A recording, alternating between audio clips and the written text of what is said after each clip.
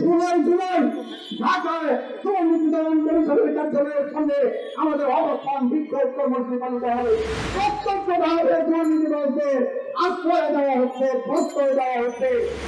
হওয়ার আগে তারা ব্যাংকের টাকা তুলে নিয়ে সপরিবারে বিদেশে পালিয়ে নয়। এটা ট্রেন্ডিং না, এটা প্রয়োজন। একমাত্র ভারতের সাথে এই ধরনের সমস্যা আমরা ভারতের এই রেল ট্রেন চুক্তি এটা মানি না, মানব না। বাংলাদেশের মানুষ জীবন দিয়ে সেটা প্রতিহত করবে, প্রতিরোধ করবে। সারা দেশে যে পরিণতির মহা উৎসব চলছে তার বিরুদ্ধে আমাদের সারা দেশব্যাপী আজকে বিক্ষোভ কর্মসূচি পালিত হচ্ছে। তার অংশ হিসেবে আমরা ঢাকায় স্বরাষ্ট্র মন্ত্রণালয়ের সামনে বিক্ষোভ কর্মসূচি পালন করছি। আমাদের দাবি যে সরকার এই দুর্নীতির বিরুদ্ধে, সরকার প্রধানের পক্ষ থেকে বলা হয়েছে, সরকারি দলের নেতা নেত্রীরা বলেন যে সরকার নাকি দুর্নীতির বিরুদ্ধে জিরো টলারেন্স। আমরা সেই জিরো টলারেন্সের নমুনা দেখতে যখন পুলিশের সাবেক প্রধান আইজিপি বেনজির সাহেব যখন ঢাকার মেট্রোপলিটন পুলিশের কমিশনার ছিলেন, বিশেষায়িত বাহিনী র্যাবের মহাপরিচালক ছিলেন এবং পুলিশের প্রধান হিসেবে আইজিপির দায়িত্ব পালন করেছেন, সেই সময়কালে তিনি অবৈধভাবে তিনি সরকারি চাকুরিজীবী, একটা আইনশৃঙ্খলা সদস্য, সেই পরিচয় গোপন করে সাতটি বেসামরিক পাসপোর্ট করে যে অন্যায় করেছে, অপরাধ করেছে, তার বিরুদ্ধে শেখ হাসিনার জিরো টলারেন্সের নমুনা দেখা গেছে যে তার বিরুদ্ধে কিছু কোন ব্যবস্থা গ্রহণ করা হয়। তার অন্যায় কাজ, অবৈধ কাজ, দুর্নীতি সেগুলো করার জন্য আশ্রয় দিয়েছে, প্রশ্রয় দিয়েছে। সংগ্রামী বন্ধুগণ, আমরা দেখি যে যখন এই দুর্নীতির বিরুদ্ধে গণমাধ্যমের সংবাদ প্রকাশিত হয়, দুদক যখন তদন্ত করে প্রাথমিকভাবে সত্যতা তার প্রমাণিত হয়, তখনও এই পুলিশ বাহিনীর নেতারা স্বরাষ্ট্রমন্ত্রী আসাদুজ্জামান খান তিনি বলেন অনুমান নির্ভর কোন বিষয় আমরা বলতে পারবো না, আগে প্রমাণিত হোক তিনি দোষী, তারপর তার বিরুদ্ধে ব্যবস্থা গ্রহণ করা হবে। এই কথা বলার মধ্য দিয়ে দুর্নীতিবাজদেরকে প্রত্যক্ষভাবে, পরোক্ষভাবে নয়, প্রত্যক্ষভাবে দুর্নীতিবাজদের আশ্রয় দেওয়া হচ্ছে, প্রশ্রয় দেওয়া হচ্ছে। সেখানে বাংলাদেশের মানুষ এইটা ভাবলে অস্বাভাবিক হবে না যে আসাদুজ্জামান খান স্বরাষ্ট্রমন্ত্রী হিসেবে এই সমস্ত বাহিনীর দুর্নীতির রক্ষাদার হিসেবে এখানে বহাল করিয়ে দেওয়া। সংগ্রামী বন্ধুরা, আমরা বলতে চাই যে যখন বেনজিরের টাকার কথা আসে, স্বরাষ্ট্রমন্ত্রী বলেন যে উনি তো আইজিপি ছিলেন, আইজিপি থাকলে তার চাকরির বয়সকালে সর্বোচ্চ যদি বেতন দেখানো হয়, সেই সময়কালে তার বেতনের পরিমাণ বলিছে বেতনের টাকা একটা খরচা করে ঘুষ দুর্নীতির টাকা দিতে তার পরিবার ভরণ পোষণ করে, তাহলে তার সেখানে হয় 2 থেকে 2.5 কোটি টাকা তার জমা হওয়ার কথা। গুলশানের একই বিল্ডিং এ 4টি আধুনিক ফ্ল্যাট সে কিনেছে 4 কোটি টাকা দিয়ে, তাহলে তার বেতনের টাকায় কি 4 কোটি টাকা দিয়ে ফ্ল্যাট কিনতে পারছে? এই যে মাদারীপুরে এবং সেখানে ভূগর্ভে সেখানে রিসোর্ট করেছে, সেই জমির টাকা কোথায় পেয়েছে? বলেছে মানে নাকি জাতিসংঘ বাহিনীতে পেয়েছেন কয়েকবার, তাদের জাতিসংঘ বাহিনীর থেকে যে টাকা পেয়েছে যদি 4 বার গিয়ে থাকে, 5 বার গিয়ে থাকে, 5 বার গিয়ে থাকে, কত টাকা পেয়েছে? 2 কোটি টাকা পেয়েছে, 2.5 কোটি টাকা পেয়েছে, 5 বারের সেখানে 10 কোটি টাকা, 12 কোটি টাকা বেশি পাওয়ার কথা না। তাহলে সেখানে সেই টাকা দিয়ে এত এত সম্পদ সেগুলো কিভাবে বলবো? সেটার হিসাব কি স্বরাষ্ট্রমন্ত্রী দেবেন? স্বরাষ্ট্রমন্ত্রীর কাছে আমরা তার জবাব চাই, তার হিসাব চাই। আসাদুজ্জামান মিয়া ঢাকা মেট্রোপলিটন পুলিশের কমিশনার ছিলেন, তিনি কিভাবে এত সম্পদ করলেন তাই কৈফিয়ত সেটা স্বরাষ্ট্রমন্ত্রী হিসাবে এবং বাংলাদেশের অবৈধ সরকার শেখ হাসিনার সরকার, সেই সরকারকে জনগণের কাছে দায় স্বীকার করতে হবে এবং জনগণের কাছে তার জবাবদিহি করতে হবে। আপনারা জানেন এভাবে ওই যে এনডিআর কর্মকর্তা তিনি যখন চট্টগ্রামে চট্টগ্রামে যখন কর্মরত ছিলেন, সরকারের সময় এনবিআর এর চেয়ারম্যান ছিলেন মতিউর রহমান সাহেব। সেই মতিউর রহমান সাহেব চেয়ারম্যান হওয়ার পরে এনবিআর এর কিছু কর্মকর্তা তাদের বিরুদ্ধে অভিযোগ আসার পর তাদেরকে বদলির ব্যবস্থা করে, বদলির নির্দেশ দেয়। সেই মতিউরের বদলি ঠেকানোর জন্য চট্টগ্রামের যে ডিউটি ব্রিগেডিয়ার তিনি টেলিফোন করেছেন তার জন্য চট্টগ্রাম থেকে বদলি না করা হয়। মাসুদ উদ্দিন নবম পদাতিক ডিভিশনের ডিউটি ছিল, ওয়ানি দেবেনের একজন কুশলার, তিনি টেলিফোন করেছেন মতিউর রহমান সাহেবকে যে তাকে যেন চট্টগ্রাম থেকে বদলি না করা হয়। এবং সর্বশেষ ওইদুল আহমদ সেনা প্রধান তিনি টেলিফোন করেছেন মতিউর রহমানকে যে মতিউরকে যেন চট্টগ্রাম থেকে বদলি না করা হয়। এবং তখন মতিউর রহমান বলেছে যে তাহলে তো আমার এই পদে থাকার দরকার নাই, আমাকে এখান থেকে সরিয়ে দেন। তারপরে মঈনুদ্দিন আহমেদ তার সেই সুপারিশ সেখানে আর করেনি। এইভাবে এই সমস্ত দুর্নীতিবাজদের পক্ষে সামরিক বেসামরিক আমলা রাজনৈতিক নেতৃবৃন্দ মন্ত্রী তারা তাদেরকে প্রশ্রয় দেয়। মতিউর রহমান আরো বলেছে শুধু এই সেনাবাহিনীর কর্মকর্তারা নয়, প্রধানরা নয়, বাংলাদেশে আওয়ামী লীগের অর্থমন্ত্রী ছিল সারা এমএস সিংরিয়া, তার ঘরে অবাধে যাতায়াত ছিল এই মতিউরদের। সাইফুর রহমান ছিল বিএনপির অর্থমন্ত্রী, তার ঘরে বসা বাড়িতে অবাধে যাতায়াত ছিল এই সমস্ত মতিউরদের।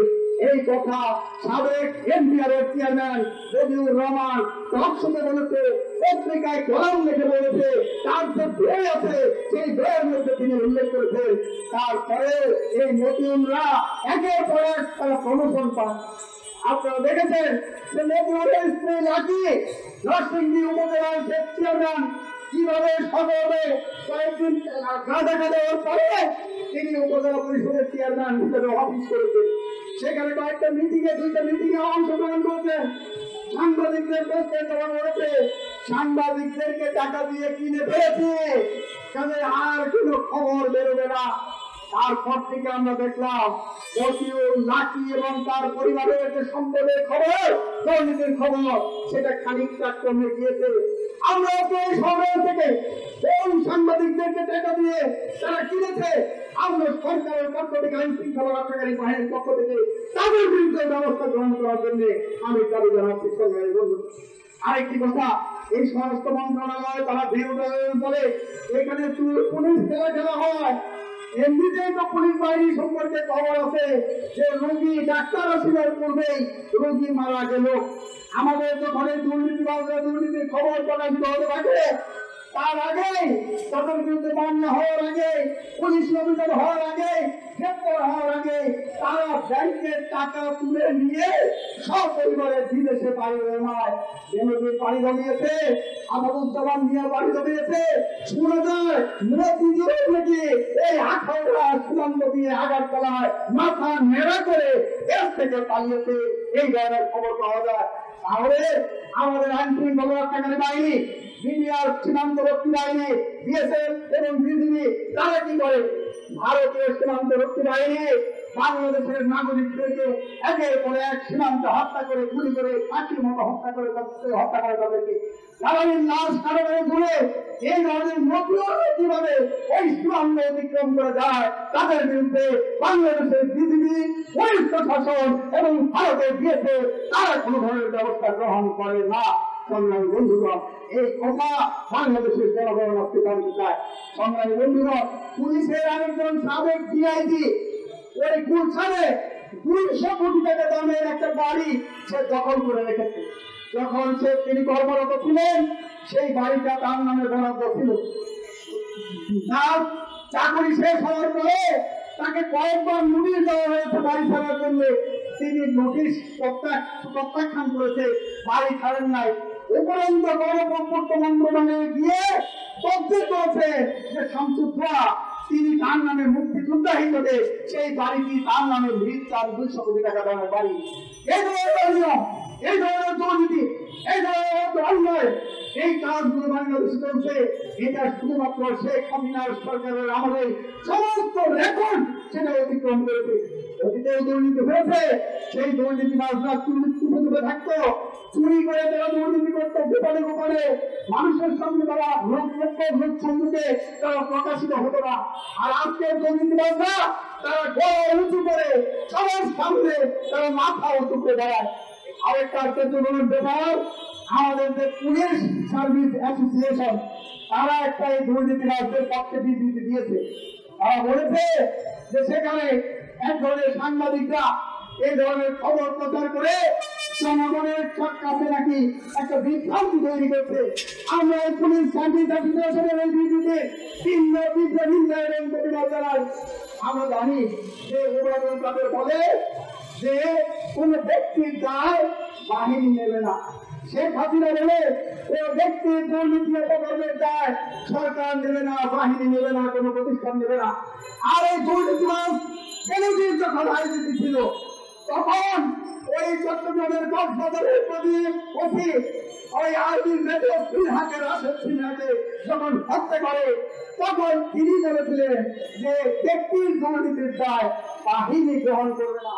তাহলে আজকে ওই ফেরোজিনের দুর্নীতির পক্ষে, আসাদুজ্জামান মিয়ার দুর্নীতির পক্ষে, শামসুল বাহার দুর্নীতির পক্ষে কেন পুলিশ সার্ভিস অ্যাসোসিয়েশনের পক্ষ থেকে বিবৃতি দিয়ে সাংবাদিকদেরকে ধমক দেওয়া হয়? আমরা অবিলম্বে এই পুলিশ সার্ভিস অ্যাসোসিয়েশনের এই বিবৃতি, সেই বিবৃতি প্রত্যাহার করে জাতির কাছে ক্ষমা চাওয়ার জন্য আমরা আহ্বান জানাচ্ছি। বাঙালি বন্ধুগণ, এরপরে এই দুর্নীতি ইতিহাস এটা বলে শেষ করা যাবে না।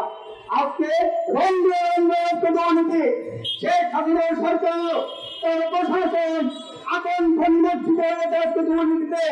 কাজেই এই দুর্নীতির বিরুদ্ধে যদি ব্যবস্থা গ্রহণ করতে হয়, বাংলাদেশকে যদি দুর্নীতি মুক্ত করতে হয়, তাহলে শেখ হাসিনার সরকারকে ক্ষমতা থেকে উচ্ছেদ করে গণতান্ত্রিক সরকার প্রতিষ্ঠা করতে হবে। শ্রমিক কৃষক মানুষের সরকার প্রতিষ্ঠা করার মধ্য দিয়ে বাংলাদেশকে দুর্নীতি মুক্ত সম্ভব করা সম্ভব। সংগ্রামী বন্ধুরা, আজকে তিন খেলাপিদের বিরুদ্ধে ব্যবস্থা কেন্দ্র গ্রহণ করবেন। পত্রিকায় খবর বেরিয়েছে, সোশ্যাল মিডিয়া ছড়ানো, আজকে মতিউর দুর্নীতি করে। আজকে বাংলাদেশ ব্যাংকের বর্তমান গভর্নর আব্দুর রউফ তালুকদার তার সাথে একসাথে হজের খবর দিয়েছে, সোশ্যাল মিডিয়ায় প্রকাশিত হয়েছে। একসাথে তারা হজ করতে গেছে, মতিউর এবং আব্দুর রউফ তালুকদার। পত্রিকায় প্রকাশিত হয়েছে যে আব্দুর রউফ তালুকদার মতিউরের মাধ্যমে ওই শেয়ার বাজারে 27 কোটি টাকা বিনিয়োগ করেছে। আমরা এই ঘটনার তদন্ত করে অবিলম্বে এই আব্দুর রউফ তালুকদারকে বাংলাদেশ ব্যাংকের গভর্নরের কাছ থেকে অপসারণ করে তার বিরুদ্ধে ব্যবস্থা গ্রহণ করার জন্য দাবি জানাচ্ছি। বন্ধুরা, একটা দুইটা তিনটা করে কথা বলবো, সব অন্য কথা কোথায় লাগে বসে সেই কথা বলার কোনো অবকাশ নেই। সে কারণে আজকে এই দুর্নীতির বিরুদ্ধে, কালোটাকার বিরুদ্ধে এখন কালোটাকা সাজা করার জন্য শেখ হাসিনা আজকে পার্লামেন্টে আইন প্রণয়ন করেছে। রাজাতে কালোটাকা সাজা করার সুযোগ দেওয়া আছে। সাংবাদিকদের প্রশ্ন করেছিল, সেখানে তিনি বলেছে যে কালো টাকা সাজা তো খালেদা জিয়াও করেছে, কামাল হোসেনও করেছেন, সাইফুর রহমান সাহেবও করেছেন, এরশাদ সাহেব মনে করেছেন। দেখতে হবে নিয়মদের করেছেন কিনা সেটা হাস্যরস করে পার্লামেন্টে বক্তব্য দেয়। আমরা বলেছি অন্যায় সেটা খালেদা জিয়া করে, সেটা কামাল হোসেন করে, সাইফুর রহমান করে, এরশাদ করে, শেখ হাসিনা করে, সেটা অন্যায়। দুর্নীতি সেটা দুর্নীতি। যেই করুক না করো, এই অজুহাত দিয়ে কালো টাকা সাজা করে ওই দুর্নীতিবাদকে শেষ করে দেওয়া শেখ হাসিনার খাবারে পরিণত হয়েছে। আমরা এর বিরুদ্ধে তীব্র নিন্দা এবং প্রতিবাদ জানাই এবং শেখ হাসিনার এই ধরনের মন্তব্য সেগুলো থেকে বিরত থাকার জন্য আহ্বান জানাই। আপনারা জানেন, আপনারা শুনেছে আজকে বাংলাদেশের স্বাধীনতা সার্বভৌমত্ব আজকে হুমকির মুখে। কয়েকদিন আগে ওই সরকার থেকে সেখানে সেন্টারমেন্ট দিতে চট্টগ্রাম থেকে যাওয়া সমস্ত কাজ সেগুলো বন্ধ হয়ে গেছে। মায়ানমারের যে পুলিশ, মায়ানমারের সেনাবাহিনী সেই সেনাবাহিনী তাদের যে ভয় পাচ্ছে, তাদের যে গুলি, সেই গুলির কারণে বাংলাদেশের জাহাজ চট্টগ্রাম বন্দর থেকে পণ্য দিয়ে সেন্ট্রাল বন্দরা এই ধরনের একটা অবস্থা সেখানে সৃষ্টি হয়ে আছে, যেগুলো মুহূর্তে আমাদের সমস্যা সমাধান করতে পারে। এদিকে ভারত সমস্ত দিক থেকে আমাদেরকে আত্মবিশ্বাস হিসেবে ব্যবহার করতে করেছে। ভারতের সাথে নানা সময়ে রহস্যময় চুক্তি করা হয়েছে, সেই চুক্তির মধ্যে দিয়ে বাংলাদেশের জাতীয় স্বার্থকে চালানো দেওয়া হবে। আজকে যখন এই চুক্তির যে সমঝোতা চুক্তি, সেই চুক্তির সমস্ত বিবরণ সেগুলো জনসম্মুখে প্রকাশ করা হয় না, সেগুলো গোপন রাখা হয়। যখন বিরোধীদের পক্ষ থেকে আমাদের পক্ষ থেকে দাবি জানানো হয় দেশের স্বার্থ বিরোধী, তখন কালকে তথ্য প্রতিমন্ত্রী সংবাদ সম্মেলন করে বলেছে যে না, এটা জাতীয় স্বার্থ নিবন্ধন দেওয়া হয় নাই, আমরা নাকি সমঝোতা চুক্তি সেটা পুরো বিবরণ, সেই বিবরণ না দেবে না করে মুখের মতো নাকি আমরা দাবি করছি এই কথা। আমি তথ্যমন্ত্রীকে হুঁশিয়ার করে দিতে চাই, নিজেরা সুপারে সুপারে চুক্তি করবেন, জনসংলগ্ন পত্রিকায় সেগুলো প্রকাশ করবেন যে চুক্তির কি শর্ত, আর আমাদেরকে বলবেন মূর্খ, আমাদেরকে বলবেন না জেনে আমরা বিরোধিতা করছি, এই কথা মেনে নেওয়া যায় না।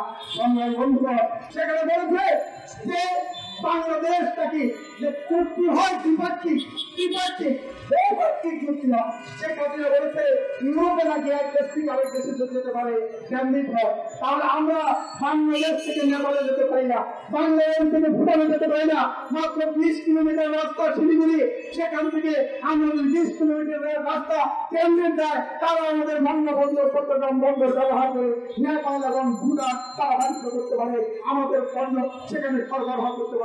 কিন্তু সেই কেন্দ্রিক দেওয়া ভারত তার এক অংশ থেকে আরেক অংশ দেওয়ার জন্য অর্থাৎ কলকাতা থেকে পশ্চিমবঙ্গ থেকে সেখানে শিলিগুড়ি, আগরতলা, ত্রিপুরা, 7 সিস্টার সাতরাজ্য দেওয়ার জন্য সেখানে ট্রানজিট চাও। এটা ট্রানজিট না, এটা করিডোর। একমাত্র ভারতের সাথে এই ধরনের সমস্যা, আমরা ভারতের এই রেল ট্রেনের চুক্তি এটা মানব না, বাংলাদেশের মানুষ জীবন দিয়ে সেটা প্রতিরোধ করবে। আগামী দিনে দুর্নীতির বিরুদ্ধে, কালো টাকার বিরুদ্ধে, ঋণ ফলাফির বিরুদ্ধে অবসানের লক্ষ্যে গণতান্ত্রিক জোট ধারাবাহিকভাবে কর্মসূচি ঘোষণা করবে। আন্দোলন করে দিলে সারা বাংলাদেশের বিভিন্ন জেলায় সেখানে জনগণকে সাথে নিয়ে এই সরকারের বিরুদ্ধে আন্দোলন করে দিতে হবে, দুর্নীতির উৎপাদন করতে হবে। সেই লক্ষ্যে বাংলাদেশ জোটের পক্ষ থেকে আমরা আজকের এই স্বরাষ্ট্র মন্ত্রণালয়ের সঙ্গে বিক্ষোভ থেকে দুর্নীতি দমন কমিশন বিভিন্ন সময়ে ওই ইয়াবা থেকে শুরু করে বিভিন্ন ব্যক্তিকে যে ক্লিন সার্টিফিকেট দিয়েছে, অর্থাৎ সাধু বসানোর জন্য যে দুর্নীতি কমিশন বানানো হয়েছে, সেই দুর্নীতি দমন কমিশনের যে কর্মকাণ্ড, তাদের যে দুর্বলতা, সরকারের কাছে সাংবিধানিক প্রতিষ্ঠানের মর্যাদা হানি করার যে প্রবণতা, সেই জন্য দুর্নীতি দমন কমিশনের সামনে আমরা অবস্থান বিক্ষোভ করবো। আগামী 16 জুলাই ঢাকায় দুর্নীতি দমন কমিশনের কার্যালয়ের সামনে আমাদের অবস্থান বিক্ষোভ কর্মসূচি পালিত হবে। জেলায় জেলায় দুর্নীতি দমন কমিশনের সামনে আমাদের সেই বিক্ষোভ কর্মসূচি পালিত হবে এবং ধারাবাহিকভাবে এনবিআর, বাংলাদেশ ব্যাংক সহ বিভিন্ন সংস্থার সঙ্গে যারা দায়িত্বপ্রাপ্ত, তারা তাদের দায়িত্ব পালন করছে, সেই অবহেলা ভুল করে যাতে যথাযথ দায়িত্ব পালন করে দেশের স্বার্থে, জাতির স্বার্থে, জনগণের স্বার্থে, জনগণের কল্যাণে সেই লক্ষ্যে আমাদের আন্দোলন অব্যাহত রাখবে। সেই আন্দোলনে অংশগ্রহণ করে আহ্বান জানিয়ে সবাইকে আজকের কর্মসূচিতে অংশগ্রহণ করার জন্য ধন্যবাদ জানিয়ে আমাদের আজকের এই বিক্ষোভ কর্মসূচি এখানে শেষ করছি। সবাইকে ধন্যবাদ।